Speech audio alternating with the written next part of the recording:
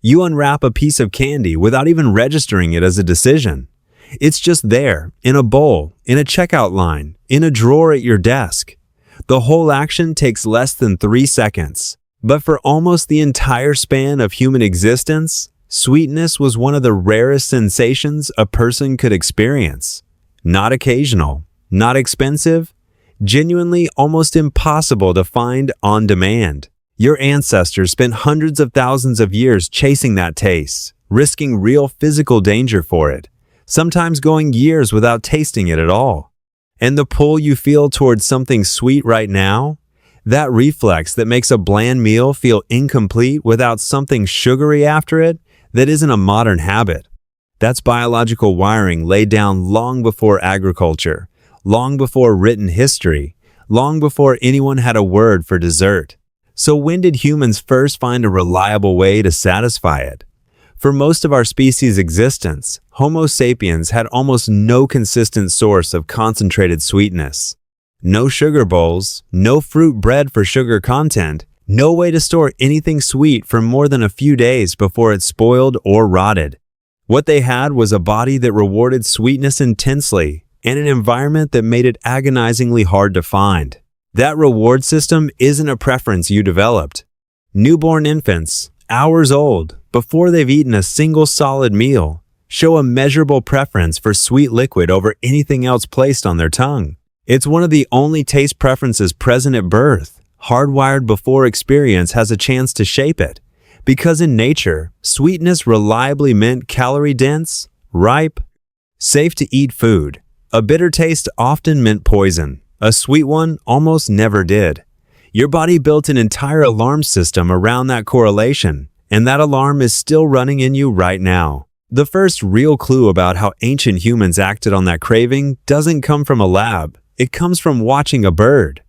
Across the woodlands of sub-Saharan Africa lives a small brown and white species called the greater honeyguide. It cannot break open a beehive on its own, but it knows exactly where every wild hive in its territory is hidden, and it has learned, over uncounted generations, that humans can open what it cannot. In 2016, evolutionary biologist Claire Spottiswoode and anthropologist Brian Wood published research in the journal Science documenting something remarkable. Honeyguides in different regions of Africa respond to different, culturally specific calls made by human honey hunters. The Hadza people of Tanzania use a distinct melodic whistle. The Yao people of Mozambique use a rolling brrrm sound. When researchers played back a recording of the wrong regional call, local honeyguides were up to 3 times less likely to respond. The birds had learned the specific voice of their own human partners. The arrangement itself is ancient and simple. The bird leads, flitting from tree to tree, waiting for the humans to catch up. The humans follow, sometimes for over a kilometer, until the bird stops at a hive. The humans chop it open and smoke out the bees. The bird gets the wax it cannot access without them.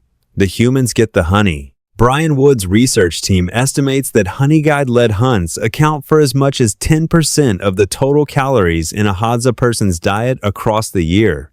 This isn't a folktale. It's a functioning, 2-species survival partnership built entirely around the pursuit of something sweet. But following a bird to a hive was only the beginning of the danger. Wild bee nests are rarely at ground level. They're wedged into cliff faces and high tree hollows, defended by thousands of insects that don't distinguish between a predator and a hungry human. Getting the honey meant climbing, sometimes tens of meters up a rock face on nothing but hand-tied ropes, while a swarm defended its home around you. We know this because our ancestors painted it.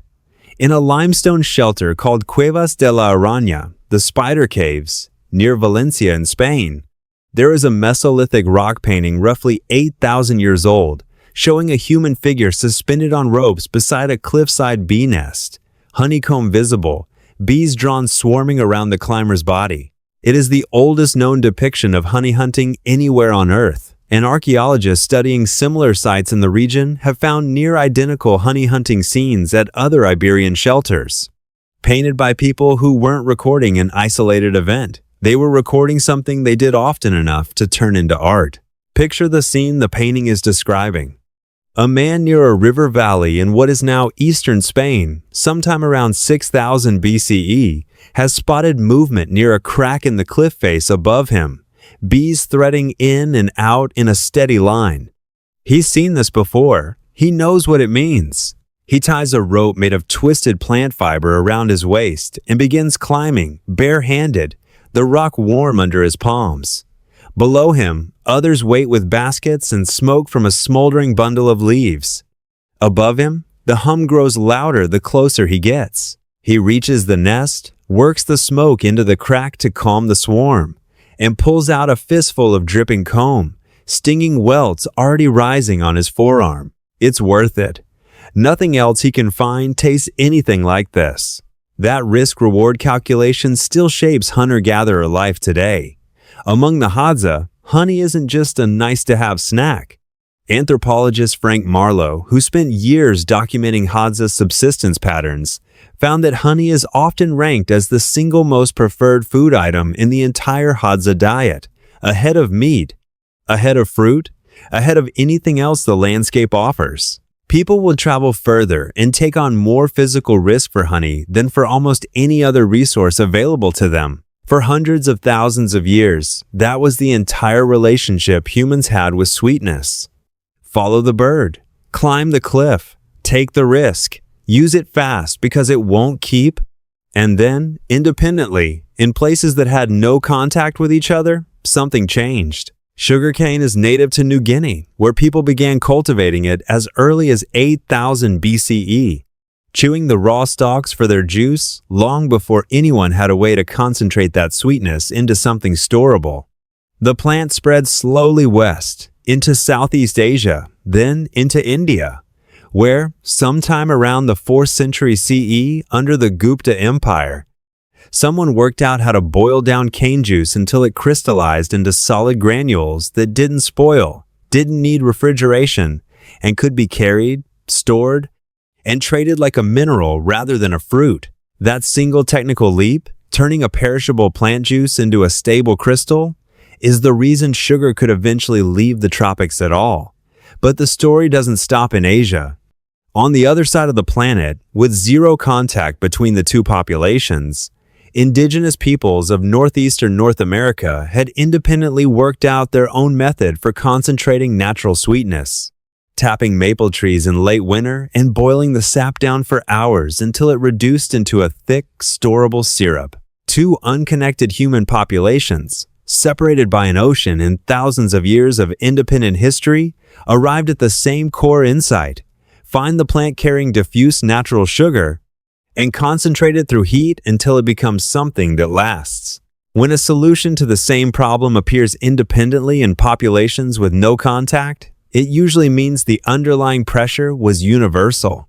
And craving something the body was built to want, in a world that made it naturally scarce, is about as universal a pressure as exists. For most of the people on Earth, though, concentrated sugar remained a luxury for centuries after these discoveries. And that scarcity had a strange, protective side effect nobody understood at the time. Dental researchers studying skeletal remains from populations before and after sugar became commercially accessible have documented a consistent pattern. Rates of tooth decay rise sharply, and specifically in the centuries after refined sugar enters a population's diet in quantity, most dramatically visible in 18th and 19th century Britain, as sugar imports from Caribbean plantations surged. The body that had spent hundreds of thousands of years unable to get enough sweetness had no defense mechanism against suddenly getting far too much of it. And far too much of it became available because of one of the most brutal chapters in human history. By the 1600s and 1700s, European demand for sugar had turned it into one of the most valuable commodities on Earth.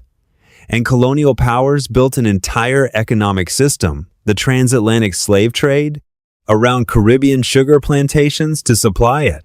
Sugar didn't just satisfy an ancient craving.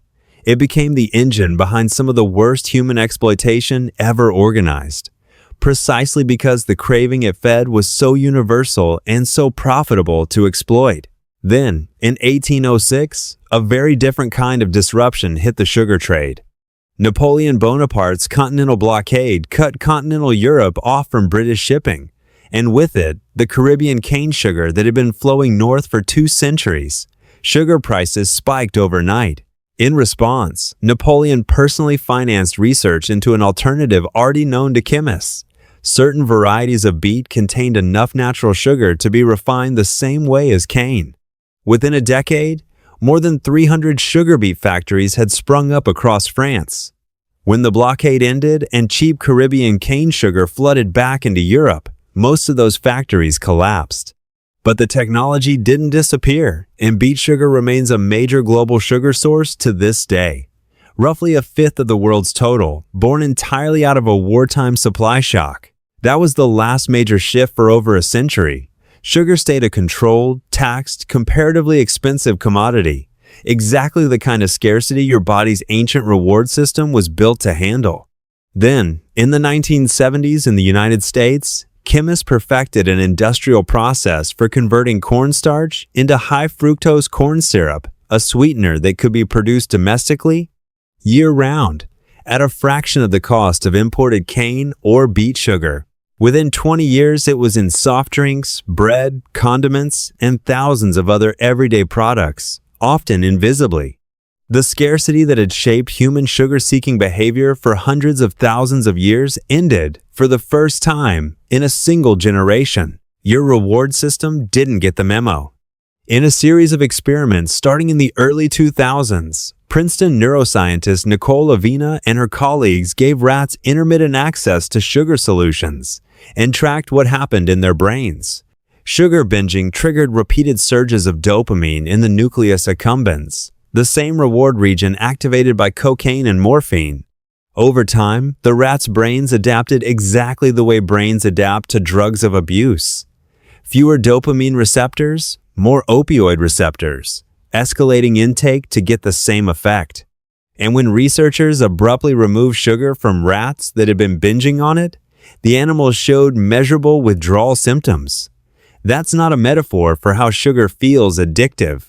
It's a description of what's actually happening at the level of neurotransmitters. In a system your body built for a world where sweetness meant rare, safe. Don't miss this chance.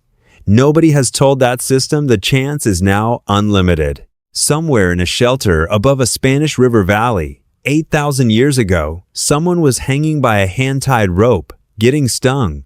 To fill a basket with a few handfuls of wild honey that would spoil within weeks. That was the ceiling. That was as much sweetness as effort and risk could buy, for the entire span of human existence up to that point. Today, that same craving lives in you, running on hardware built for scarcity, in a world that removed the scarcity entirely and left the wanting exactly where it was. The bird still calls. The rope isn't there anymore. The reward system that made your ancestors climb toward it never got the message that it doesn't have to.